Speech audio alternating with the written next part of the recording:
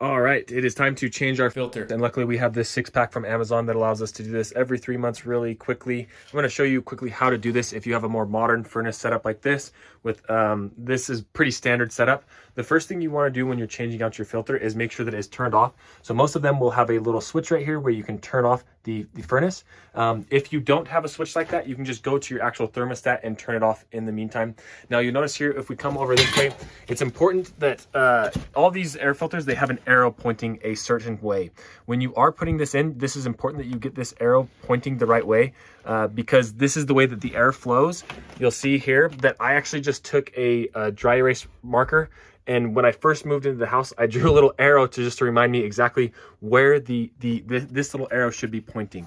And it should always be pointing towards the furnace. So we're gonna pull this out. And one other thing that's really helpful is right here, it allows you to write the date when you put this in. So we're gonna pull this out. It's been actually just over 4 months, and don't be like me. You can see this is over 4 months and it is really bad. It's time to be changed out. I should have changed this out probably 2 months ago, honestly. When you look at these, they say they last up to 90 days, but I definitely recommend going through and checking this maybe even after 2 months and giving it a replace.